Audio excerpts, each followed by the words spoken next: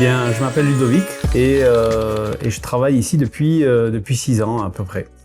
Alors mon métier de chargé d'études, il consiste à répondre à un besoin ou une problématique en apportant des solutions techniques, en les concevant aussi, en suivant leur fabrication, leur fabrication à l'atelier ou bien ailleurs, et en participant à la mise en œuvre, au montage et au suivi de cette réalisation. Alors dans ce métier, je dirais qu'il faut qu'avant tout de la rigueur, parce qu'on est souvent confronté à l'utilisation de normes où on travaille sur des structures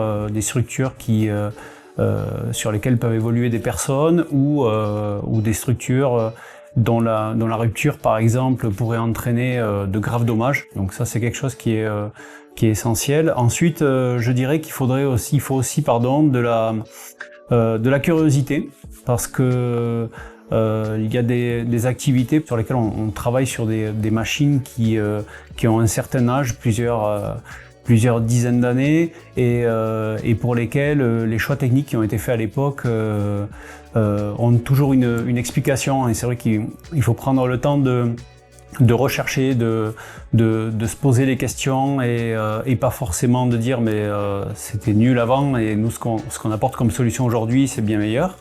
Et je pense qu'il faut justement garder cette humilité, parce qu'on apprend tous les jours. On apprend tous les jours quand on est confronté à ce type de projet. Et en fait, sur ce projet-là, par exemple, je suis vraiment parti du départ où on a réalisé la conception du châssis, le suivi de fabrication qu'on a pu fabriquer ici à Mécamon. Et actuellement et dernièrement, je suis allé sur chantier pour pouvoir mettre en place ce châssis-là avec tous les réglages et toutes les problématiques qu'on peut rencontrer sur chantier. Alors ce qui est très intéressant dans ce métier, c'est qu'on peut vraiment balayer toutes les étapes du projet, c'est-à-dire de l'idée de départ et d'aller vraiment jusqu'à la conception, la note de calcul et après suivre la fabrication.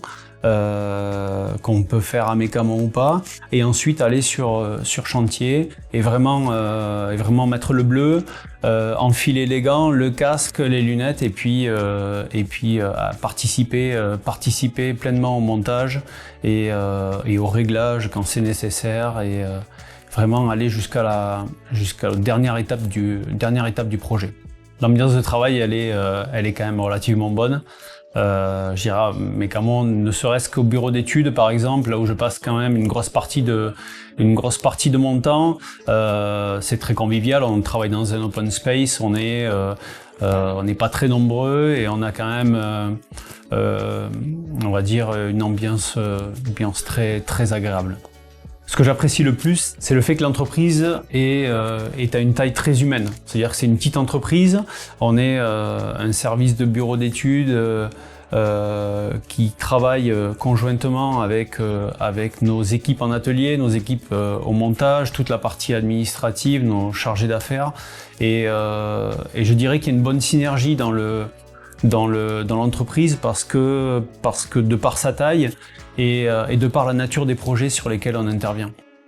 Alors forcément, je mettrai en avant les Pyrénées parce que moi j'aime bien la montagne et c'est vrai que c'est très agréable, ne serait-ce que le fait d'être juste à côté quand on veut partir en week-end, faire une rando ou faire tout un tas d'autres activités. Il y a vraiment de quoi faire. Et forcément, on aura toujours des machines à rénover, on aura toujours des installations à comme on dit nous dans notre jargon, à rétrofiter.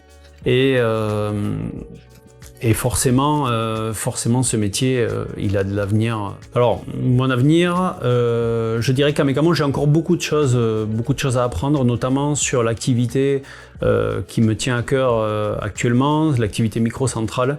C'est une activité où on apprend à chaque chantier.